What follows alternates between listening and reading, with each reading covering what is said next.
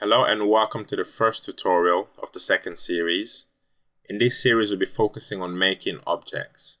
We'll be looking at the different methods of creating these objects, but I'll be mainly focusing on using simple 3D Studio Max presets. Now the reason for that is once you get used to making smaller stuff, you'll find it easier to then apply that knowledge when working on larger scale projects. Now you're probably wondering how this relates to architecture. Well, if you ever want to create complex buildings using Studio Max, you need to know the basics of creating simpler stuff first. And that is why in this first lesson, we'll be creating what we have in front of us here. So the tap, the bowl, and the base. The rendering side of things will come later. So let me close that for a second. This is something I worked on earlier. Looks a bit different to what I have there, but that was created a while ago. So for the purpose of this tutorial, I've simplified certain areas of it, just to give you a chance to go through it quickly. So I'm going to close this and we're going to get started. Actually, I might just place this on a different layer and we're going to hide it. Let's start off by creating a box. So remember, go to create. Make sure you've got your geometry selected. And we take a box. Now I'm gonna do it from the top viewport.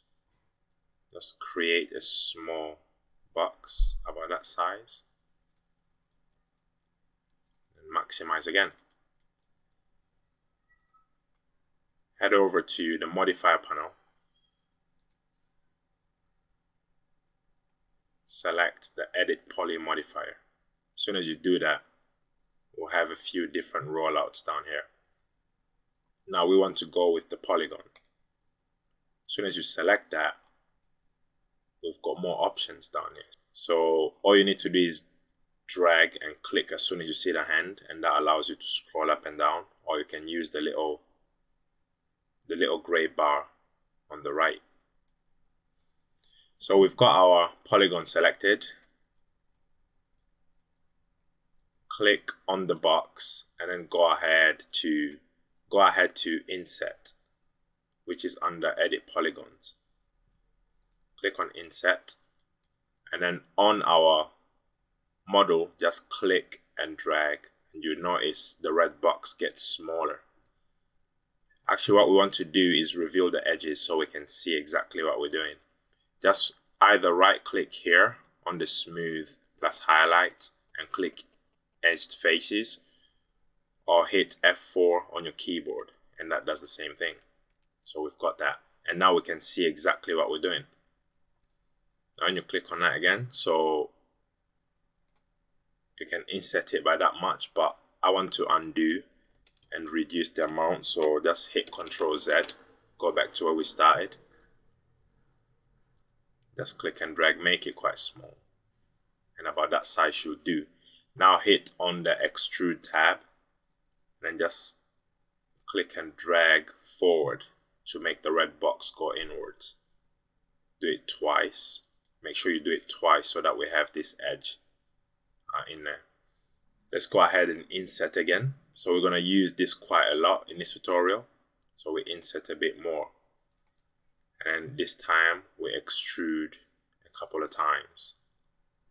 Now as you extrude, you can either keep clicking and dragging, or let me undo and show you what else you can do. So Ctrl Z. Or what you can do is hit the little settings box right next to extrude. As soon as you hit that, that now allows you to only do it once. The more you click apply, it keeps repeating whatever you entered before. So I'm going to cancel that. I prefer using the click and drag method for this. So I think that should be alright. Yeah, that's about right. So maximize that again. Go over, make sure you've got your polygon still selected, and then go back to the select and move tool. Hit on the top here, and what we want to do is inset that a little bit as well. Inset that again. Extrude, click and drag downwards twice, and then inset again. Now we're making an old school tap, so it's nothing new. Extrude again. So we keep going back and forth between extrude and inset. Almost said incest then. So once you've got that, maybe do it twice again, just to give you a bit of weight. Extrude again, click and drag down. Now we're happy with that, but you noticed it's quite rectangular, so we're gonna have to fix that later. I'll show you how to fix that in a bit. Again, make sure we've still got your polygon selected. Since we haven't got a select and move tool, just go back and click there. Then click on the top part of that box. Go to your inset again, a little bit, and one more time. Actually, we might do that one more, but this time quite a lot if possible. And then a little bit more. So then extrude it now. And then inset again. So what you are looking at is we're creating a few different objects using just one box that we started off with. Then extrude inwards twice, and then you can hit delete.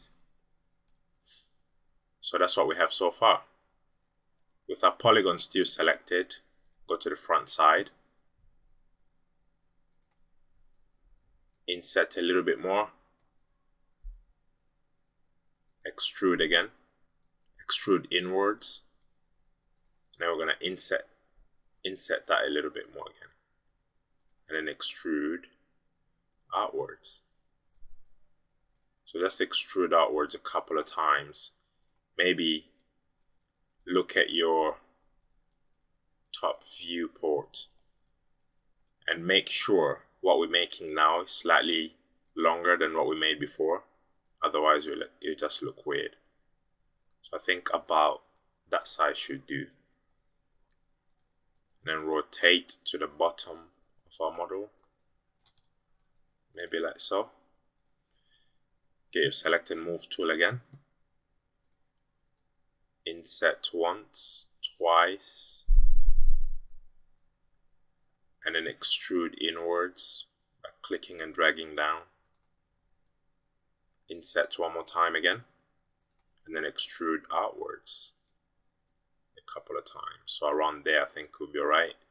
And maybe another inset, another one, and then extrude, and just press delete because we won't see that part. So essentially we've got the basis of our tap created.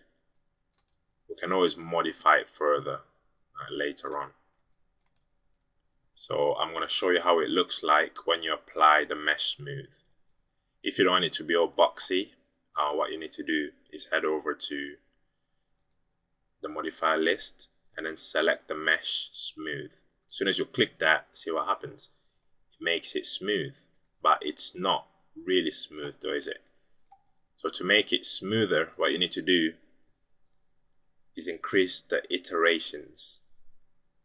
Now as you increase it, you'll notice your computer might get a little bit slower, well, depending on the amount of power you've got anyway. If you don't want to affect your model whilst you're creating it, but you want this effect when you render, you can always go to the render values, click that and increase the iterations. Make sure you never do anything more than 4, because then it just slows your computer right down when rendering or when viewing it whilst you're creating the actual model. So just hit F4 to remove the edges for now. See what we've created? A very smooth object. It looks rather nice, I think. So hit the F4 again. We've got a mesh smooth modifier on top of our edit poly. So we want to make these a little bit more circular, because this is a bit elliptical at the moment. So just hit the little light bulb to turn the mesh smooth off. As soon as you hit that, it takes us back to what we had before. So in this case, just go over to your top viewport or any viewport you want to use. Make sure you've got your edit poly selected meaning we're now about to edit that again. And then select the vertex. Oops, sorry. Hit on the vertex here. As soon as you hit that, you notice these little dots appear. Now if I zoom in closer,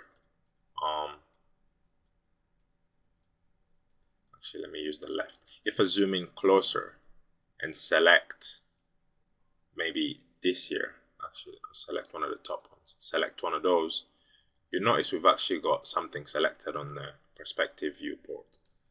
So what we are trying to do is edit this here.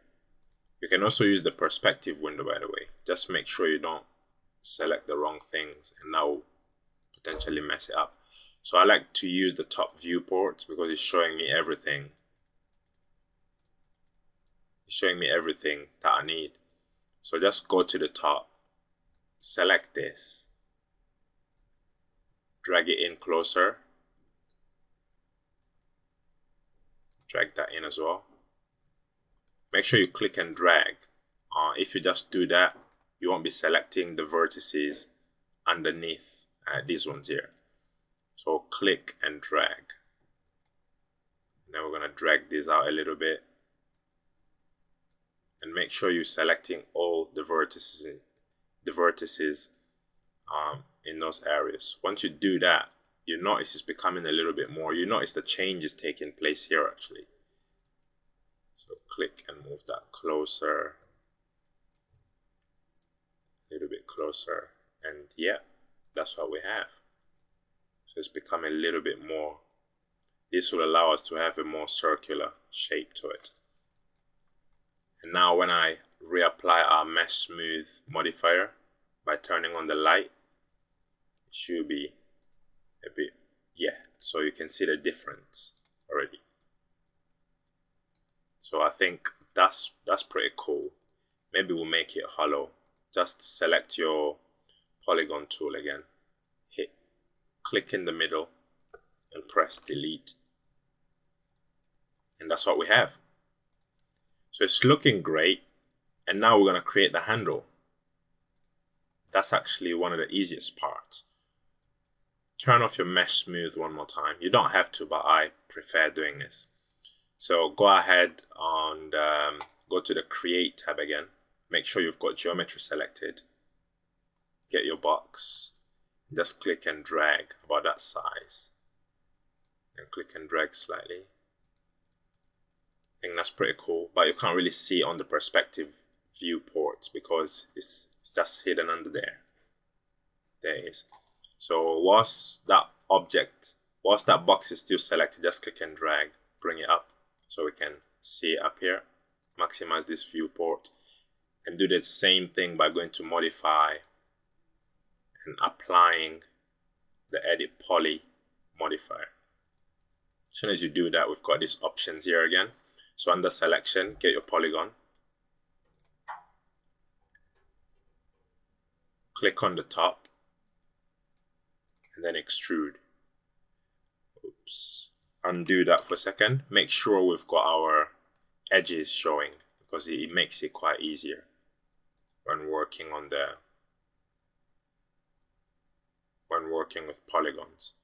So you can either right click, go to edge faces, or simply hit F4 on your keyboard. So I'm just going to click there. And now we can see what we're doing. So just click and drag. Remember, you can use the settings. Keep clicking apply. So I think that's about right. Maybe one more. And then now what we're going to do is select all these edges around to extrude them out. To do that easily, just go back to all your viewports, drag this up. Make sure you've still got your polygon selected and your select and move tool.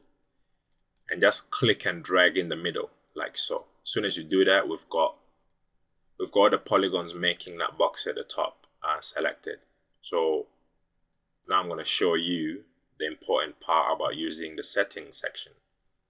Let's maximize that for a second.